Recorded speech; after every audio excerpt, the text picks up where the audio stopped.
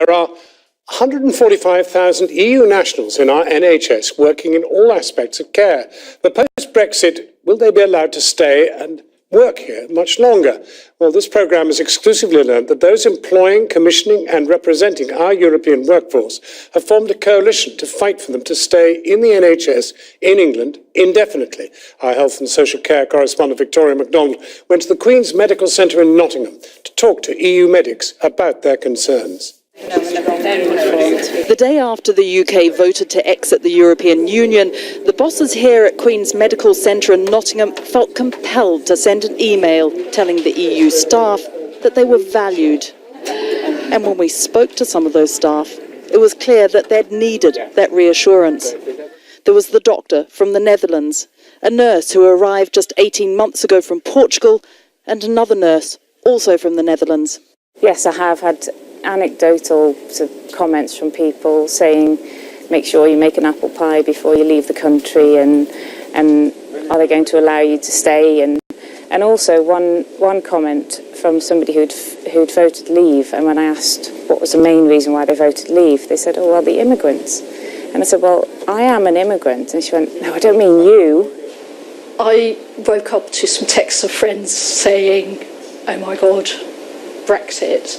And I just couldn't believe it. And I actually felt really, really upset and hurt. Because for me, Brexit has changed something. Life is going on as normal, and I'm still doing my job, and I'm here. But there's just that feeling that something has changed, and that actually maybe I'm not wanted here. I've noticed when talking to some of my friends back in Portugal, some of them were thinking about coming to the UK, and now they've taken a step back and they are assessing the situation. They want to wait maybe until the end of the year to see how things start to evolve before they commit to a job here, because obviously it's a changing situation. About 3% of the staff at this trust are from the EU. That's below the national average, but they are still recruiting, including nurses from Italy. We do need a steer, I think, as soon as we can, really, from the government as to what their intention is regarding EU nurses being able to work in the UK, not least because we don't want people to leave on the build-up to us exiting because they're unsure of the future. We really don't want that.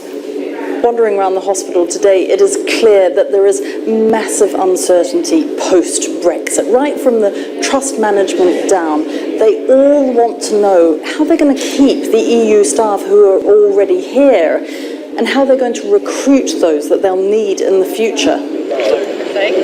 The NHS featured large in the referendum, big numbers on the side of buses, though there's no sign of that money yet. And today the Prime Minister said she will not give a running commentary on Brexit talks. But in the UK's health services, there is a sense of urgency. And now Channel 4 News has learned that tomorrow a coalition of 29 health and social care organisations will call on the government to introduce indefinite leave to remain visas for the 145,000 staff currently here. And people are thinking about what their future might bring. They are thinking about whether they need to look elsewhere in Europe or elsewhere in the world for employment. And we do believe there is some urgency in giving them certainty and letting them know that the UK not just values their contribution, but wants their contribution to be part of our services in the longer term.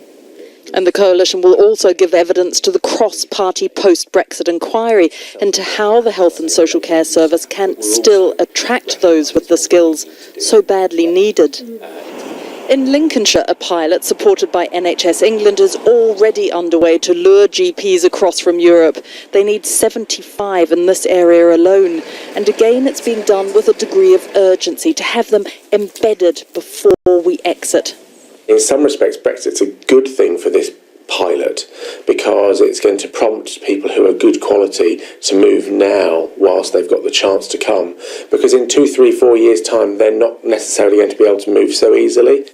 The new GPs will be supported in their move here, help with housing, schools for their families, ongoing education, lessons even, and how the NHS works. We want to make sure they're happy here, then they're comfortable here and they stay for a long time, which will mean that our investment in recruitment is worthwhile.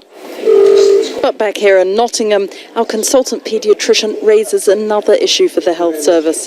This isn't just about highly qualified doctors and nurses coming here. People keep telling me, oh no, it will be fine and we won't kick you out.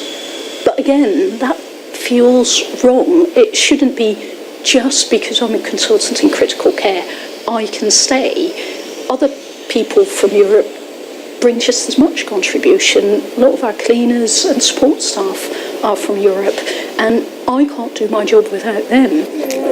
Who can come?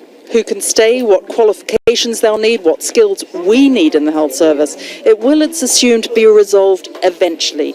But for the bosses and those already here, the sooner they know, the better they'll feel. Well, at Westminster, the Prime Minister came under sustained pressure